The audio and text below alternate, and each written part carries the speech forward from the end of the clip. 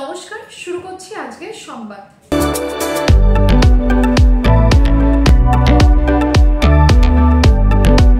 সারা রাজ্যের সঙ্গে পূর্ব বর্ধমান জেলার খণ্ডঘোষ ব্লকও ৭২তম সর্বভারতীয় সমবায় সপ্তাহ পালন করা হলো। এই উপলক্ষে ১৯শে নভেম্বর স্থানীয় উকৃত অঞ্চলে সারঙ্গা কৃষি সমবায় উন্নয়ন সমিতির প্রাঙ্গণে এক অনুষ্ঠানের আয়োজন করা হয়। এদিন এই অনুষ্ঠানের সূচনা করেন পূর্ব বর্ধমান জেলা পরিষদের অধ্যক্ষ অপার্থিব ইসলাম। উপস্থিত ছিলেন সেন্ট্রাল কোঅপারেটিভ ব্যাংকের সিইও পিয়ালি সাহা, বিজিএম পার্থসারথী ঘোষ, সিডিও গৌতম মণ্ডল, খণ্ডঘোষ পঞ্চায়েত সমিতির ২ কর্মাধ্যক্ষ অনাবিল ইসলাম, বিদ্যুৎ কান্তি মালিক, উকৃত গ্রাম পঞ্চায়েতের প্রধান অপূর্ব হাজরা, বিশিষ্ট সমাজসেবী সাইদুল ইসলাম সহ অন্যান্যরা। এই অনুষ্ঠানে অপার্থিব ইসলাম বলেন, সমবায় ব্যবস্থাকে এই রাজ্যে সুষ্ঠুভাবে পরিচালনা করার ক্ষেত্রে মুখ্যমন্ত্রী মমতা বন্দ্যোপাধ্যায়ের ভূমিকা অনস্বীকার্য। তার আন্তরিক প্রচেষ্টার সমবায় ব্যবস্থাকে আজ শহর থেকে গ্রাম সর্বত্রই বিস্তৃত করা সম্ভব হয়েছে। বিশেষ করে গ্রামীণ অর্থনীতির বিকাশে সমবায়ের ভূমিকা অত্যন্ত গুরুত্বপূর্ণ। এই ব্যবস্থাকে সুরক্ষিত রাখতে সকলকেই এগিয়ে আসতে হবে। এই ব্যবস্থায় ঋণ পরিশোধের বিষয়টিকে গুরুত্ব দিতে হবে।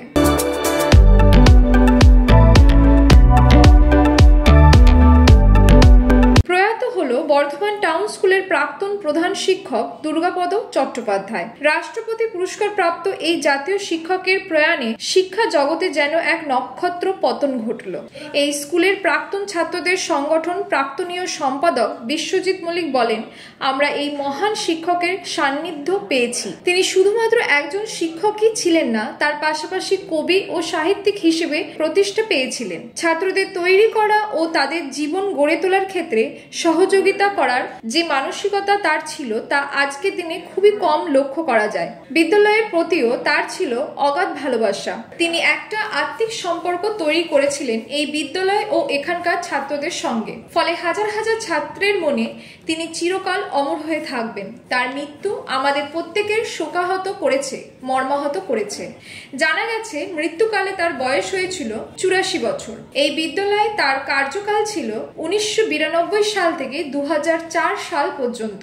এদিন প্রাক্তনীয় অন্যান্যদের মধ্যে দুর্গাপদ চট্টোপাধ্যায়ের প্রতি শ্রদ্ধা নিবেদন করেন প্রাক্তনীয় সহ সম্পাদক দেবাশিস দে, সভাপতি বিজয় তা, সহ সভাপতি প্রিয়ব্রত পাঁজা প্রমুখ।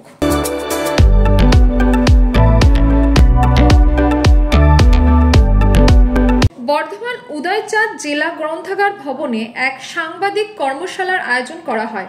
জেলা সমাজ কল্যাণ দফতরের অধীনস্থ ডিস্ট্রিক্ট চাইল্ড প্রোটেকশন ইউনিটের উদ্যোগে এই কর্মশালা অনুষ্ঠিত হয়। এই কর্মশালায় উপস্থিত ছিলেন জেলা তথ্য ও সাংস্কৃতিক আধিকারিক রামশঙ্কর মণ্ডল, ছিলেন কলকাতা প্রেস ক্লাবের সভাপতি স্নেহাশিস সুর, ইউনিসেফের প্রতিনিধি শুভ্র কর প্রমুখ। এই ধরনের কর্মশালার আয়োজনের যৌক্তিকতাকে নিয়ে সংক্ষিপ্ত বক্তব্য রাখেন রামশঙ্কর মণ্ডল। এ বিষয়ে আলোকপাত করেন স্নেহাশিস সুর, শুভ্র কর প্রমুখ।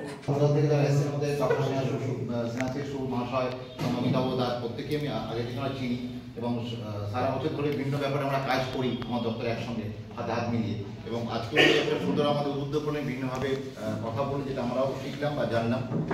ওভারঅল যেটুকু বুঝলাম সমস্ত কিছু বা তিনি আইনি অনেক কিছু বললেন, ওভারঅল একটা কথা পরিষ্কারে বুঝতে পারলাম, যেটা একদম সাদা বাংলা যদি বলি, আমরা প্রত্যেকের ফ্যামিলিতে বিশ্বাস করি, বাড়িতে থাকি।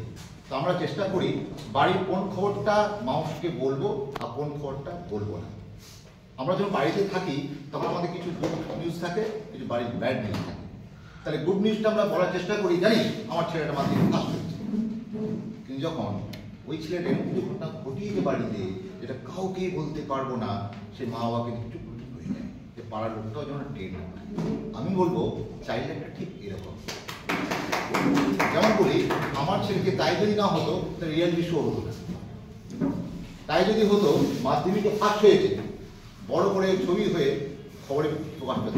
এরকম কোনো চ্যানেল নেই কি প্রিন্ট বা ইলেকট্রনিক বা সোশ্যাল মিডিয়া এখানে ভাই বড় করে দেখানো হয় না আমার ছেলে তার বাবার বাড়িটা আছে, তার বাড়িটা আছে, প্রত্যেকে বলছে তার বক্তব্য আছে যে আমি আগামী কী করতে চলেছি। তার মানে আমাদের এই ছোট্ট একটা জিনিস ভাবতে পারি যে আমার বাড়ির কোন কথাটা প্রতিবেশীকে বলা উচিত আর কোনটা বলা উচিত নয়। নমস্কার, আশা করি আমাকে চিনতেই পারছেন। সুকান্ত প্রামাণিক। আমরা মাস চারেক আগে আপনাদের জানিয়েছিলাম যে আমরা ডাক্তারবাবুদেরকে আমাদের স্টুডিওয়ে এনে আমরা একটা অনুষ্ঠান শুরু করতে চলেছি। অনুষ্ঠানটা এরকম ছিল যে নাম এরকম সঙ্গে ডাক্তারবাবু। আমরা তো ডাক্তারি বিভিন্ন সমস্যা নিয়ে, চিকিৎসা সংক্রান্ত বিষয় নিয়ে অনেক সময় সমস্যার সম্মুখীন হই। তখন চটজলদি কোনো সিদ্ধান্ত নিতে না পেরে হয়তো আশপাশে মানুষজন যা বলছে আমরা সেটাই করি ভয়ের কারণে। এবার আমরা এই মন্তব্যগুলো যদি সাধারণ মানুষদের কাছ থেকে না শুনে যদি বিশেষজ্ঞদের কাছ থেকে শুনি, যিনি যে বিষয়ে চিকিৎসক তার কাছ থেকে শুনি, আমাদের মনে হয় তার পরামর্শটা রোগের ক্ষেত্রে আমাদের অনেক বেশি উপযুক্ত হবে, অনেক বেশি কাজে লাগবে।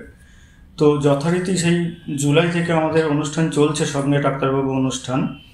আপনারা যদি এই অনুষ্ঠানগুলো দেখেন আমাদের খুব ভালো লাগবে, আপনাদের জন্যই করা।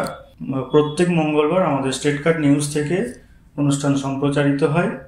আপনারা সেখানে আসুন, দেখুন অনুষ্ঠানগুলো এবং আপনাদের মতামত যদি জানান, কিভাবে আপনারা উপকৃত হচ্ছেন বা কিভাবে উপকৃত হতে পারেন, কি বিষয় জানতে চাইছেন, এগুলো জানতে পারলে আমাদের সেই ধরনের অনুষ্ঠান করতে আরও সুবিধা হবে। তবে আমরা আগেও কিছু অনুষ্ঠানে বলেছি যে আমরা লাইক শেয়ার কমেন্টের জন্য অনুরোধ করি না, করবও না।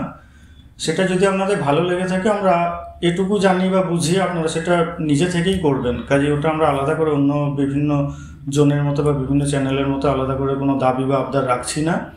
শুধু এটুকু অনুরোধ, আমাদের এই অনুষ্ঠানটা আপনারা দেখুন। আপনারা যদি উপকৃত হন এর থেকে, আমরা জানবো আমাদের এই পরিশ্রম সার্থক।